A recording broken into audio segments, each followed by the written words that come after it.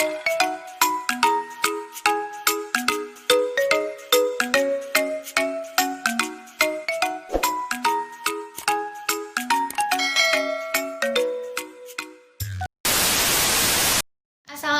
warahmatullahi wabarakatuh.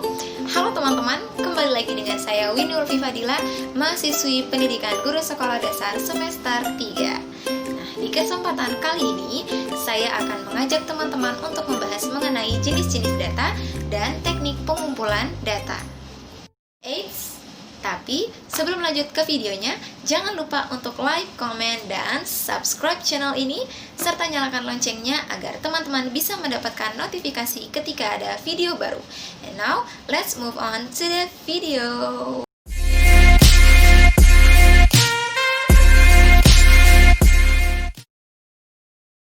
Sebelum membahas lebih lanjut mengenai materi inti, yaitu tentang jenis-jenis dan teknik pengumpulan data, ada baiknya kita mengetahui terlebih dahulu pengertian dari data tersebut. Apa sih yang dimaksud dengan data? Nah, secara singkat, data dapat diartikan sebagai kumpulan fakta yang dapat diperoleh dari hasil riset, pengamatan, dan penelitian suatu objek. Secara arti luas, data merupakan kumpulan fakta yang dapat berupa angka, simbol, ataupun tulisan yang diperoleh melalui pengamatan suatu objek. Nah, data yang baik adalah data yang dapat dipercaya kebenarannya atau reliable, akurat, tepat waktu, dan mencakup ruang lingkup yang luas.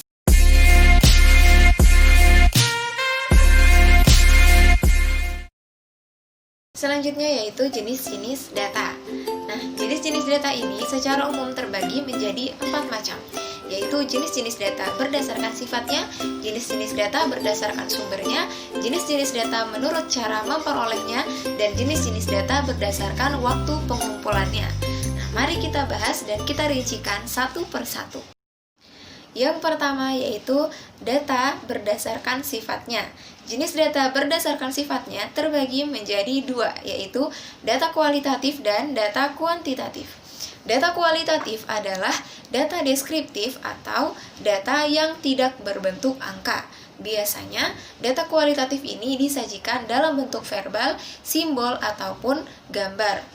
Nah, data kualitatif ini dapat diperoleh melalui wawancara, observasi, pengamatan, studi literatur, dan lain sebagainya. Selain itu, data kualitatif ini bersifat objektif, sehingga ketika para pembaca melihat atau membaca data tersebut, maka mereka akan menafsirkan atau menimbulkan penafsiran yang berbeda-beda.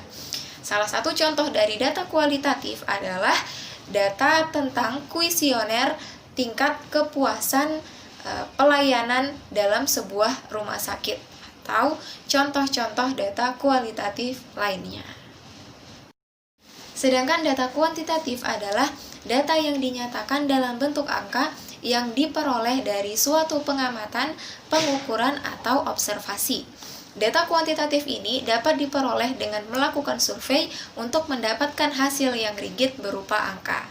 Selain itu, data kuantitatif ini bersifat objektif, sehingga seorang pembaca ketika membaca atau melihat data tersebut pasti akan menafsirkan hal yang sama. Contoh dari data kuantitatif ini yaitu umur dari si A adalah 15 tahun atau rata-rata tinggi dari siswa kelas 2 SMA di Sekolah Menengah Atas Negeri 1 Bau-Bau adalah 150 cm, dan contoh-contoh data kuantitatif lainnya. Yang kedua yaitu jenis-jenis data berdasarkan sumbernya. Berdasarkan sumbernya, jenis-jenis data terbagi menjadi 2, yaitu data internal dan data eksternal.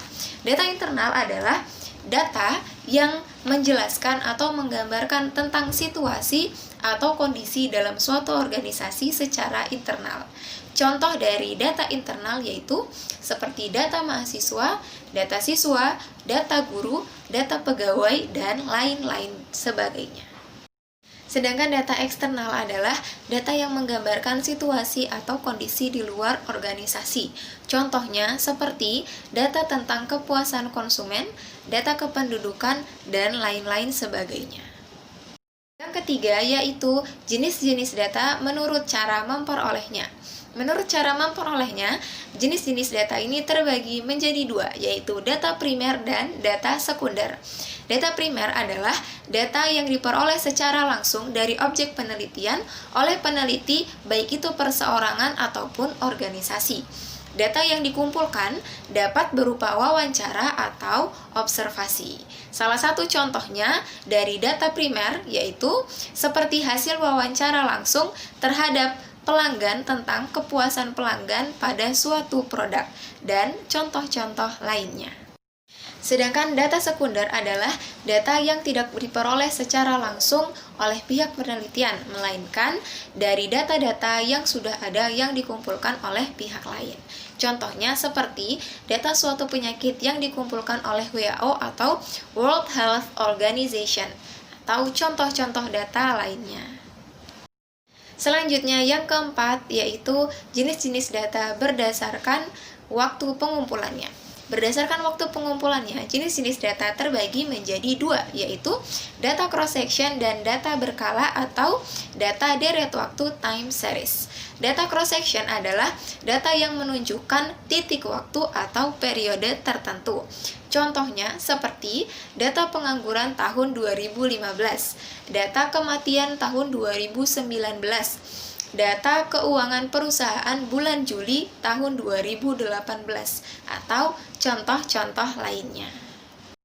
Sedangkan data berkala atau data deret waktu time series adalah data yang menjelaskan tentang sesuatu secara kontinu atau berkala dari waktu ke waktu.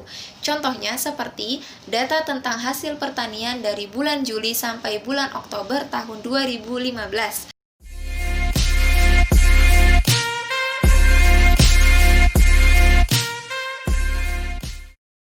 Selanjutnya yaitu teknik pengumpulan data.